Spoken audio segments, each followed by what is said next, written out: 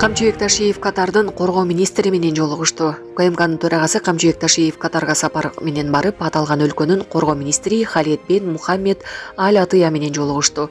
Бул тууралуу катардык басылмалар жазды. Жолугушууда эки өлкөнүн кызматташтыгы, аны бекемдөө маселелери талкууланган. Ошол эле учурда сүйлөшүүдө кайсы маселелер тууралуу сөз болгону айтылган эмес. Бул жолугушууга эки мамлекеттин башка күч түзүмдөрүнүн жетекчилери да катышкан. Жана башка жаңылыктар түрмөгү видеого лайк басып, Манас ТВ каналга катталып, акыркы жаңылыктардан кабардар болуп туруңуз.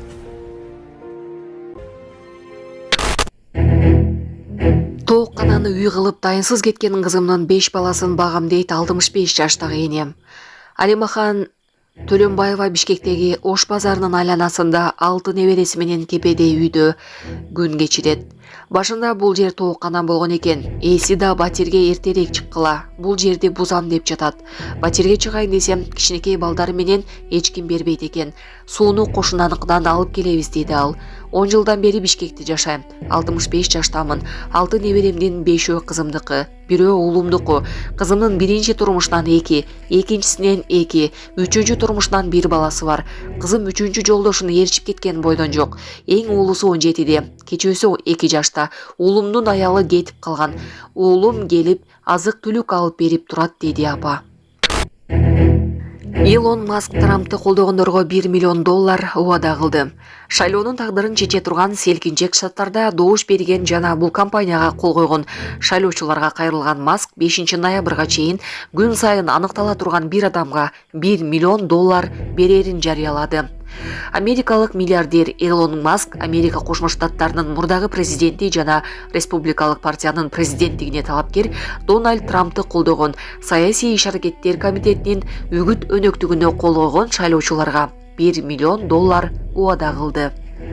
Харрисбургдагы митингде Маск Трамптын шайлоо кампаниясын колдогон Америка ПАК деп аталган саясий аракет комитетинин АКШ Конституциясынын 1-2 беренесине карманууну колдогон жана Республикалык партиянын шайлоочуларын добуш берүүгө үндөгөн кол коюу кампаниясы жөнүндө сөз кылды.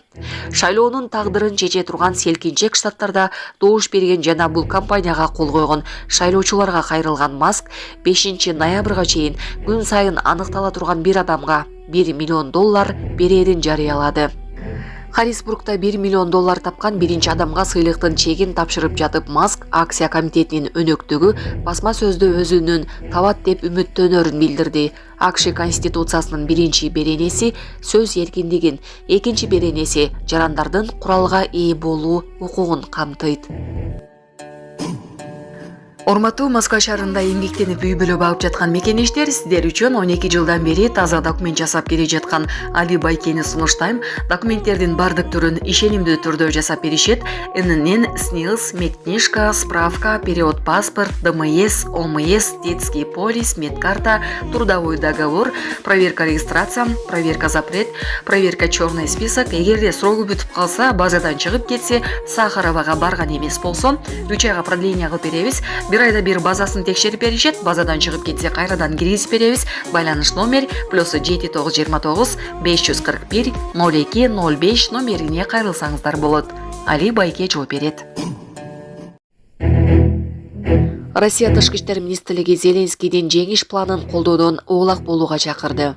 Россия ылым санаган тараптарды Киевдин жеңиш планын, тынчтык формуласын жана тынчтык саммитин колдоодон оолак болууга чакырып, анын баарын ультиматум деп эсептейт. Бул тууралуу РФ Тышкы иштер министрлигинин КМШ мамлекеттеринин 2-департаментинин директору Алексей Полищук РИА Новости агенттигине маек куруп жатып айткан.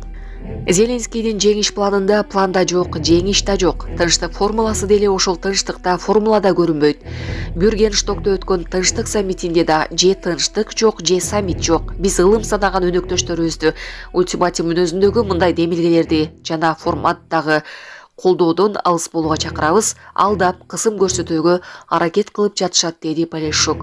Дипломаттын айтымында жеңиш планынын өзү Киев режиминин тынчтыкка умтулуусу тууралуу билдирүүлөрүн четке кагып келет. Анткени пландын маңызында абалды курчутуу ниети турат. Зеленскийдин АКШ жана Батыш Европаны кыдырып жеңиш планын тууралуу айтып, кийин Жогорку Радага жана ЭЭП саммитине алып чыгышы болгону жардам суроо аракети, деди Полишчук. Эскерте кетсек, Зеленский 16 октябрь күнү Украинанын парламентине жеңиш планын айтып берген. Документ 5 пунктудан жана купуялуу 3 бөлүктөн турат. Тактап айтканда, биринчи пунктуда Украинанын НАТОго киргизүү жана андан ары мүчө кылуу каралган. Экинчи пунктуда Россиянын аймактарына ыраак аткан куралдар менен сокку урууга чектөөнүн алынышы жазылган. Үчүнчү пунктунда Украинага Россияны өзөктүк эмес куралдардан токтотуп турган топтомдорду жайгаштыруу жазылган. Зеленский бул пландарды ишке ашыруу өнөктөштөрдөн көз каранды экенин белгилеген. Россия Тышкы иштер министрлигинин расмий өкүлү Мария Захарова Зеленскийдин жеңиш планы тууралуу пикирин билдирип, бул план эмес, бири-бирине байланышпаган урандардын топтому деп айткан. Захарова бул пландар НАТОну Россия менен согушууга түздөн-түз түртөт деген оюн кошумчалаган.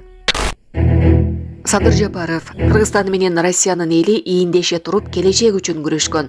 Кыргызстан менен Россиянын ортосундагы маданий кызматташуу эки элдин достугунун маанилүү аспектиси болуп саналат. Бул тууралуу президент Садыр Жапаров Кара-Кыргыз автономиялуу облустун 100 жылдыгын белгилөө салтанатынын жана Кыргызстандын Россиядагы маданият күндөрүнүн ачылышындагы видео кайрылуусунда айткан. Тексти президенттин маалымат кызматы таратты. Өлкө башы Кыргызстандын Россиядагы маданият күндөрү кылымдардан бери куралып келе жаткан тыгыз маданий алаканын жана достуктун белгиси экенин айтты. Россиянын маданияты дайым Кыргыздын маданий ишмерлерин шыктандырып келген. Бул мурасты бүгүнкү күндүн чеберелери да улантып келе жатышат. 1939 жылы өткөн Кыргыз искусствосунун декадасын айтпай кое албайбыз. Дал ошондо Москва шаарында дүйнө жүзү Кыргыз элинин бай, терең маданиятын көрө алган, деген Жапаров. Президент азыркы таптада Кыргызстан менен Россиянын ортосунда маданий байланыш уланып жатканын белгиледи. Жапаров Россия куруп бере турган 9 мектепке токтолуп, бул жөн гана билим берүү долбоору эмес, эки элдин жаркын келечегинин кепилдиги экенин айткан. Кыргызстан орус тилине жана маданиятына чоң урмат менен мамиле кылат. Бул орток тарыхыбыздын ажырагыс бөлүгү. Маданий кызматташуу жаңы демилгелерди көтөрүп, долбоорлорду ишке ашырууга жардам берет. Биздин ата-бабалар ийиндеше туруп келечек үчүн күрөшкөн. Маданият элдеринде байланыштырган көпүрө болуп кала берет. 1939 жылдагыдай эле биздин таланттар Москванын сахнасында өнөрүн тартуулап жатат. Ошол мезгилдегидей эле маданият күндөрү өз ара колдоо, жылуу мамиле салтын улантууга негиз болуп берүүдө, деди Жапаров. Путин Кыргызстандын Россиядагы маданият күндөрүнүн ачылыш аземинде видео кайрылуу жасады. Россия менен Кыргызстан эл аралык бирикмелерде натыйжалуу кызматташууда. Бул тууралуу РФ президенти Владимир Путин билдиргенин РИА Новости жазды. Ал Кыргызстандын Россиядагы маданият күндөрүнүн ачылыш аземинин катышуучуларына видео кайрылуу жасаган. Бүгүнкү күндө Россия менен Кыргызстанды стратегиялык өнөктөштүк мамилелер байланыштырып турат. Биз ЭЭП, КМШ, ЖКК, ШК жана башка эл аралык түзүмдөрдүн алкагында натыйжалуу кызматташуудабыз, деди Путин. Президент видео кайрылуусунда Кыргыз элин бир тууган деп атап, бакубатчылык жана гүлдөп өнүгүү каалады.